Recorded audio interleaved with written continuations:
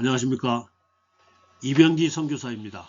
조종사 출신 선교사가 전하는 예수님 이야기 10월 세 번째 주일 말씀입니다. 오늘 말씀 나눌 내용의 제목은 엘샤다이 전능하신 하나님 이렇게 정했고요. 성경 말씀으로는 창세기 17장 1절로 아브라함이 99세 때 여호와께서 아브라함에게 나타나서 그에게 이르시되 나는 전능한 하나님이라 너는 내 앞에서 행하여 완전하라. 자, 우리 하나님은 천지를 창조하신 전능하신 하나님이시지만 실제 전능하신 하나님으로 우리 인간들에게 자신을 계시하시기는 지금으로부터 4000년 전 아브라함이 99세 때 처음입니다.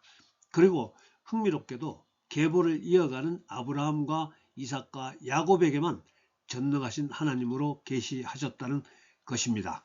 그 후에는 다른 이름으로 계시하십니다. 출애굽기 6장 3절에 내가 아브라함과 이삭과 야곱에게 전능의 하나님으로 나타났으나 나의 이름을 여호와로는 그들에게 알리지 아니하였고, 전능의 하나님을 히브리어로 엘샤다이라고 합니다.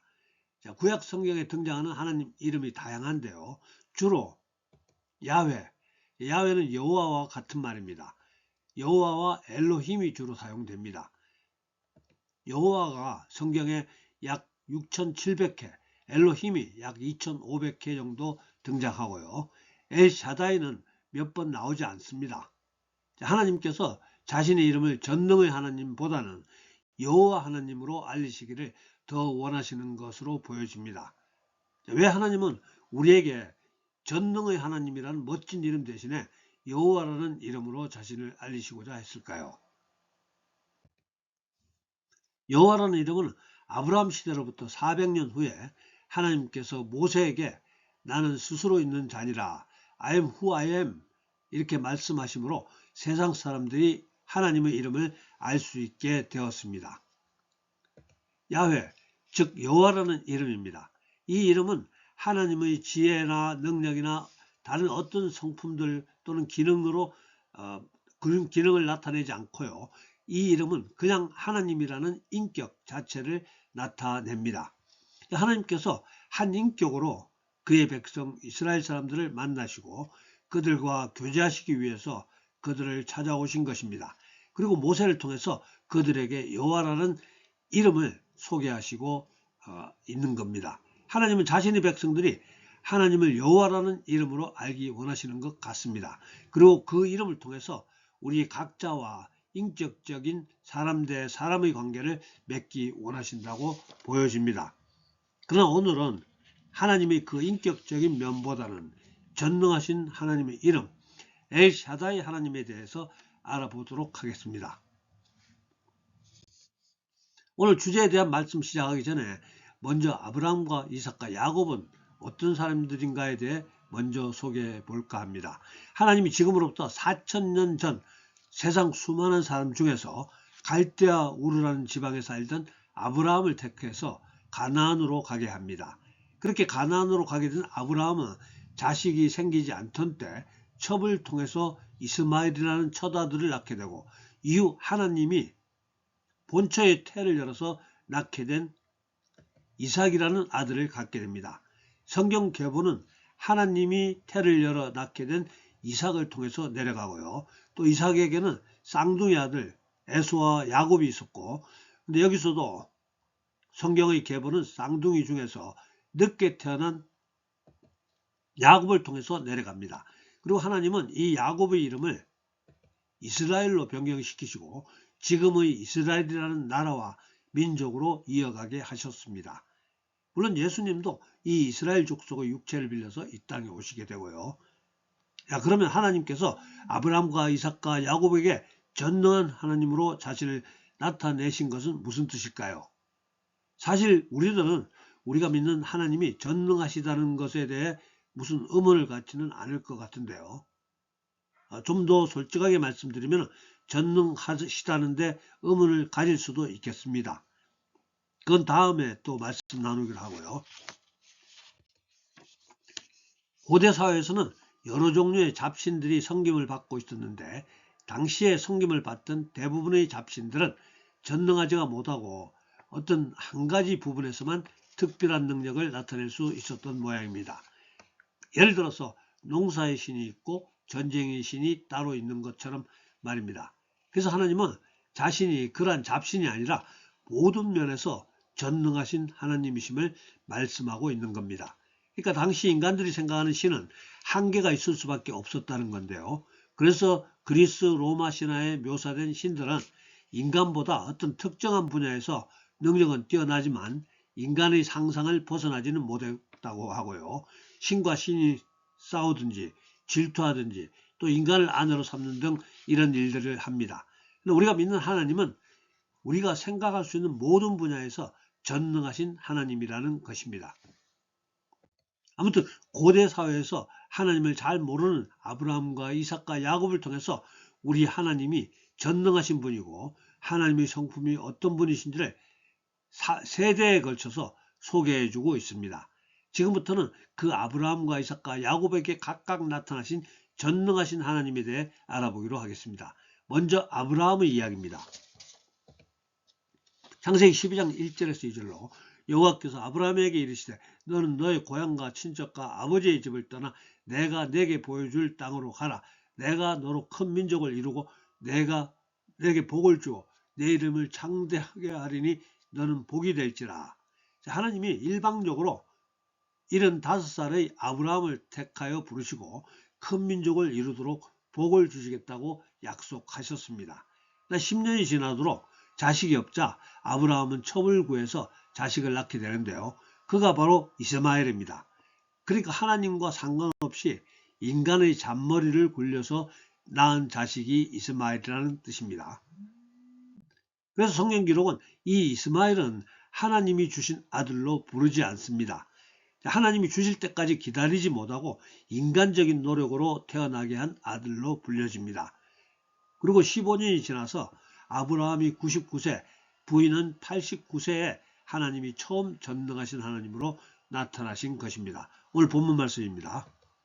아브라함이 99세 때 여호와께서 아브라함에게 나타나서 그에게 이르시되 나는 전능한 하나님이라 너는 내 앞에서 행하여 완전하라. 여기서 완전하라는 말씀은 완벽이 아닌 순수를 의미한다고 생각합니다. 그러니까 하나님 앞에서 잔머리 굴리지 말라는 뜻으로 생각하면 됩니다. 그래서 이어서 하나님은 아브라함에게 90세의 부인에게서 자식을 볼 것이라고 약속하십니다. 그런데 얼마 지나지 않아서 하나님이 다시 한번 자식을 낳을 것이라고 하자 아브라함의 부인 사라가 듣고 이렇게 비웃습니다. 아브라함과 사라는 나이가 많아 늙었고 사라에게는 여성의 생리가 끊어졌는지라 사라가 속으로 웃고 이르되 내가 노쇠하였고 내 주인도 늙었으니 내게 무슨 즐거움이 있으리요. 자, 그러니까 하나님이 친히 그들 부부에게 말씀을 주시는데도 믿지 않았던 그를 믿음 없는 부부에게도 하나님의 말씀은 여전히 그대로 이루어진다는 것입니다. 이렇게 해서 약속의 아들로 불려지는 이삭이 태어나게 됩니다. 아브라함의 아들 이삭도 자식이 잘 안 들어서서 하나님께 간구하여 자식을 얻게 되는데요. 쌍둥이 아들 에서와 야곱입니다. 자, 성경의 이삭에 관한 이야기에서도 이삭이 무슨 선한 행동을 했거나 이삭이 하나님을 특별히 극진히 섬겼다는 이야기 없습니다.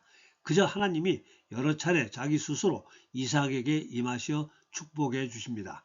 하나님이 이삭이 간구하는 자식도 주시고 또 이삭이 그 땅에서 농사하여 그해 100배나 얻었고 여호와께서 복을 주심으로 그 사람이 창대하고 왕성하여 마침내 거부가 되어 이삭에게 나타나신 하나님이 전능하신 하나님으로 계시했다는 기록은 없지만은 이삭이 둘째 아들 야곱을 축복할 때 이렇게 말합니다.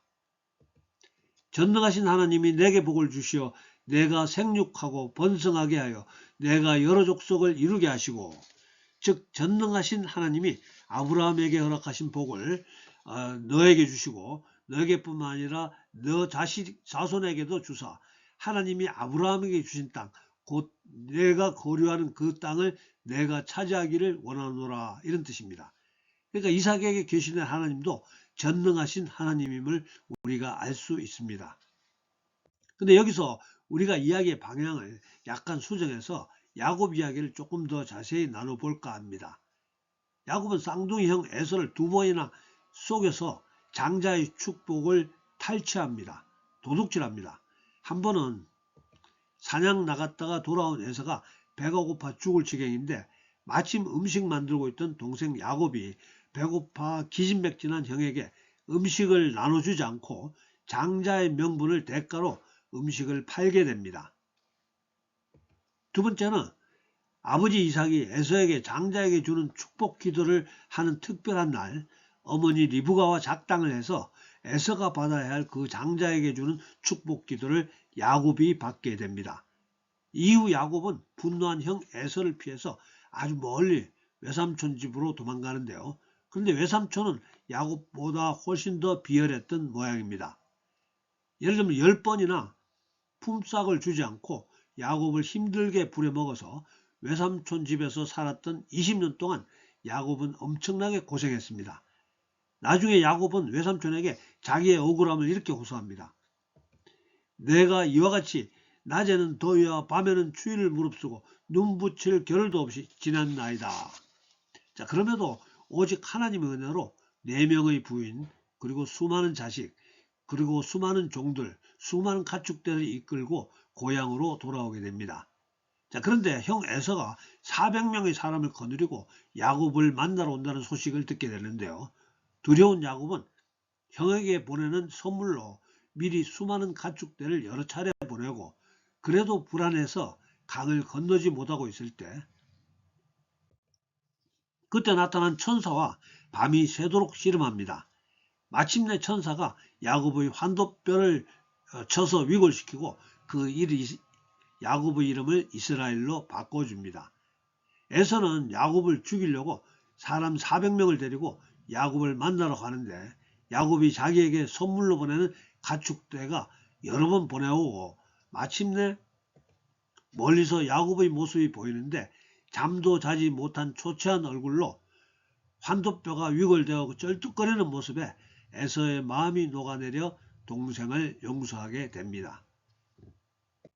야곱은 형 에서와 화해하고 세겜이란 동네에 도착해서 장막을 치게 되었는데요. 그곳에서 야곱의 딸 디나가 마을 구경을 나갔다가 마을 촌장 아들에게 강간을 당했습니다. 자, 그러자 야곱의 아들들이 비겁한 계략을 써서 그 마을을 쳐들어가 남자들은 모두 죽이고 부녀들과 재물을 노력하게 됩니다. 이제 야곱은 그 마을뿐 아니라 인근 모든 마을 사람들이 야곱을 치러 몰려올 판이었습니다. 엄청난 위기 상황입니다. 이때 하나님이 야곱에게 나타나셔서 베델로 가라고 지시하십니다. 그리고 인근 마을 사람들이 야곱 가족을 건드리지 못하게 해주시는데요.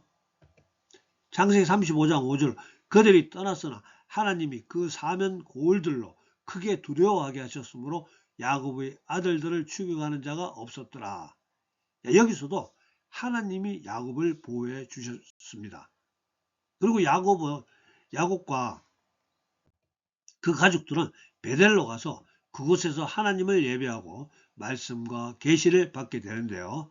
창세기 35장 11절 하나님이 그에게 이르시되 나는 전능한 하나님이라 생육하며 변성하라. 한 백성과 백성들의 총회가 내게서 나오고 왕들이 내 허리에서 나오리라. 자, 여기서도 야곱은 전능하신 하나님에 대한 계시를 받게 됩니다. 그런데 저는 야곱에 대해 생각해 보면 어떻게 이런 사람이 하나님의 은총과 축복의 대상이 될 수 있었을까라는 의문을 갖게 되는데요. 먼저 형제간의 의리를 저버리고 2번이나 형에게 가야 되는 축복을 가로챘고요. 또 자신의 목적을 이루기 위해서는 수단과 방법을 가리지 않는 독특한 그 삶의 스타일도 우리가 아는 하나님 자녀와는 너무 거리가 멀어 보입니다. 야곱의 신앙은 할아버지 아브라함과 같이 무던하지도 않고 아버지 이삭과 같이 순종으로 일관된 유순한 삶도 아니고요.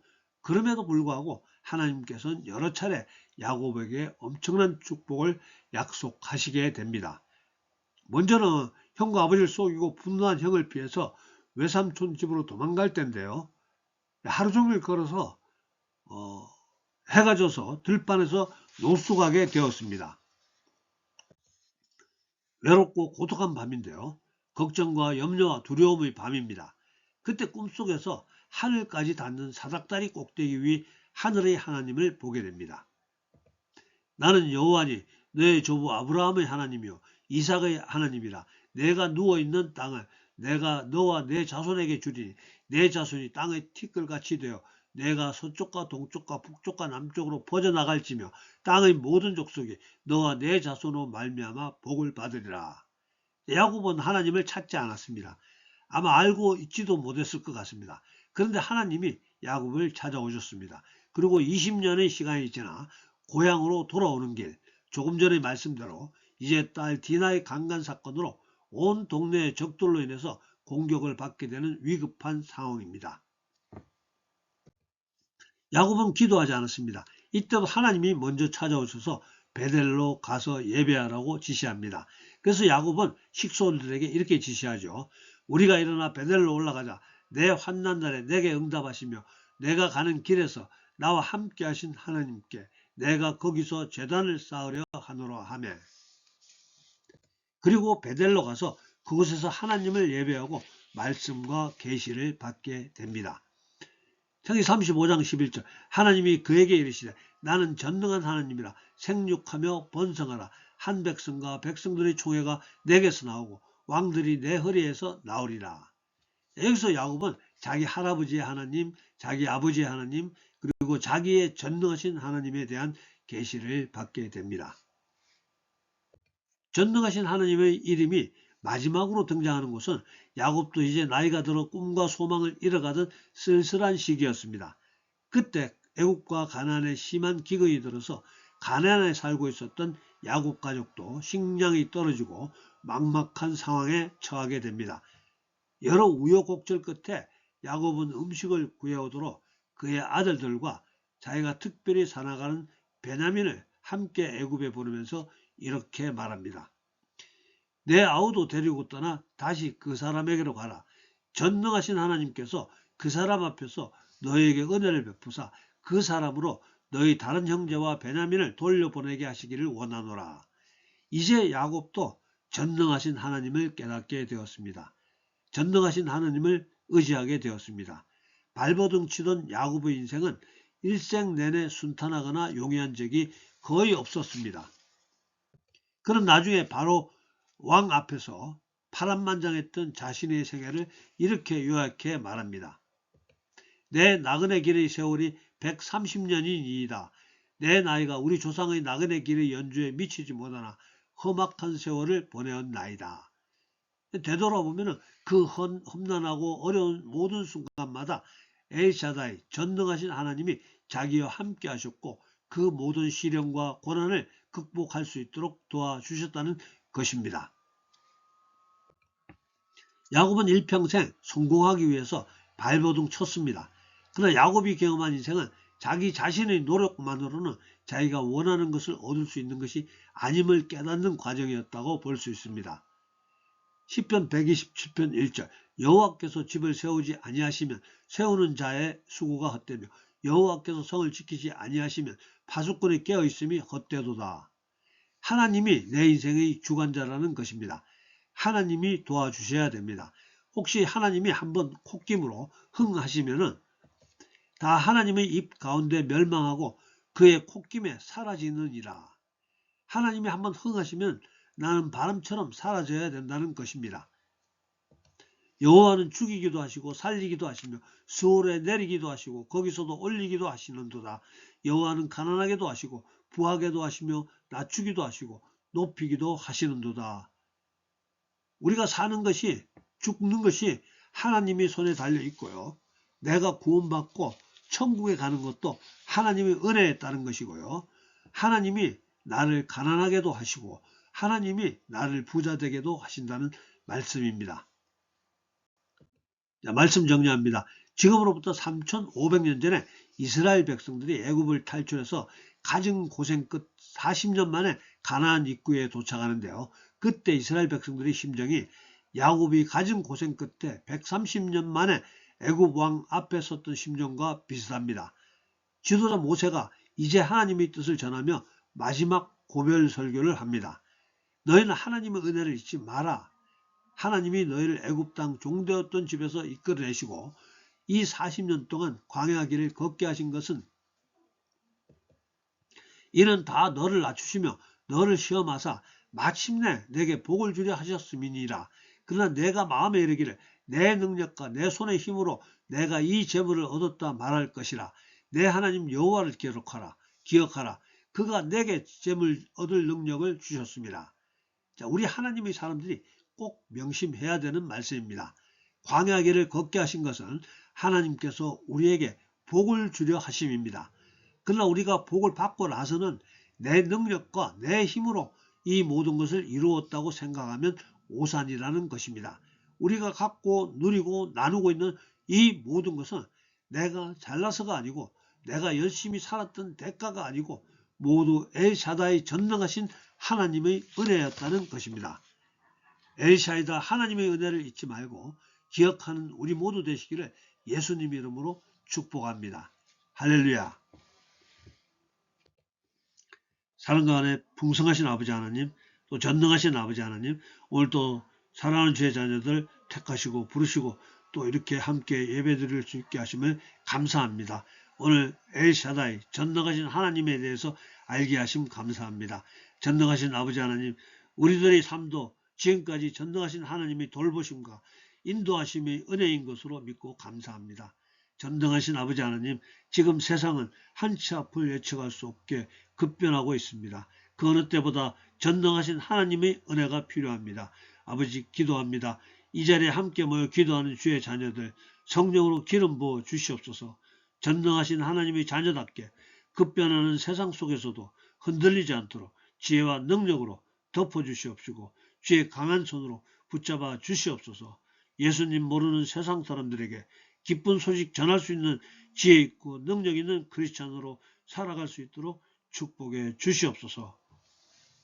지금은 우리 구주 예수님 은혜와 아버지 하나님의 극진하신 사랑과 성령님의 감동과 교통하심이 오늘 예배에 참석한 모두에게 또 우리들의 가정과 일터와 섬기는 교회 위에 지금부터 영원토록 함께해 주시옵기를 간절히 축원하옵나이다. 아멘. 예, 감사합니다. 할렐루야. 다음 주에 뵙겠습니다.